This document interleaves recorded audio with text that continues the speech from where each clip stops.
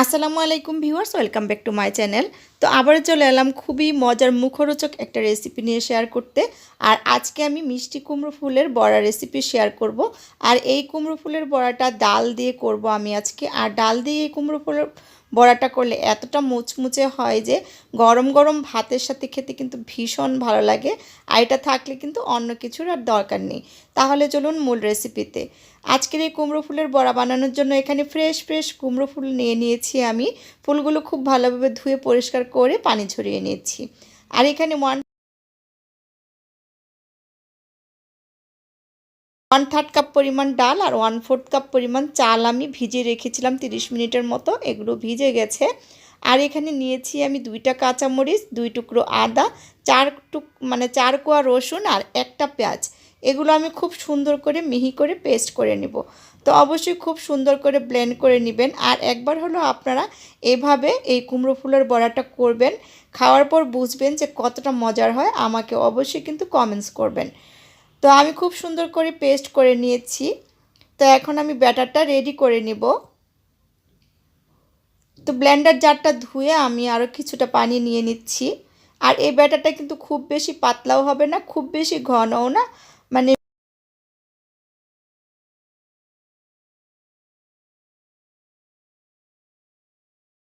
তো আমি চামিচ দিয়ে নেড়ে চেড়ে খুব সুন্দর করে মিশিয়ে নিচ্ছি। এরপর যে আরও কিছুটা পানি আমি দিয়ে দিয়েছি।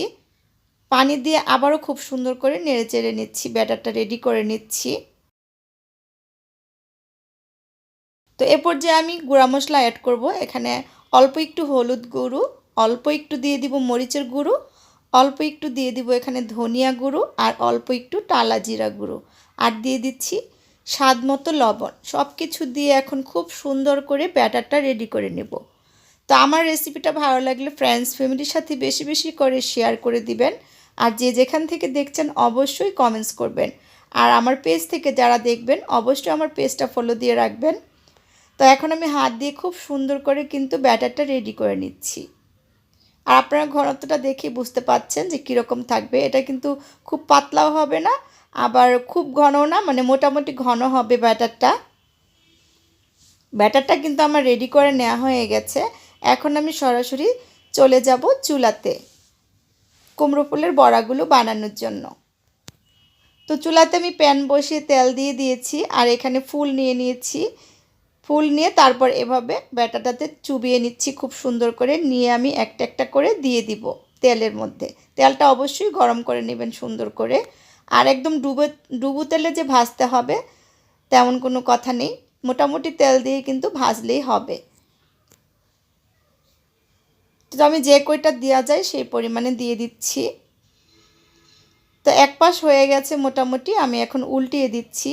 একদম মুচমুচে করে গোল্ডেন ব্রাউন কালার করে এই পাকোড়াগুলো আমি বানিয়ে নিব, মানে ভেজে নিব। ভেজে তারপর উঠিয়ে নিব।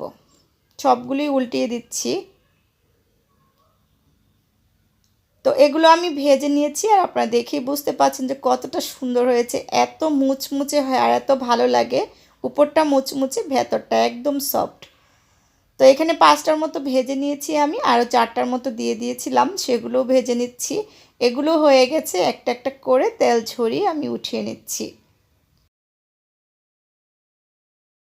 এই কুমড়ো ফুলের বড়াগুলো ভাজতে 7-8 মিনিট সময় লাগবে এক এক বেজ ভাজতে। তো সবগুলো ভেজে আমি প্লেটে উঠিয়ে নিয়েছি। কতটা দারুণ লাগছে দেখেই বুঝতে পাচ্ছেন।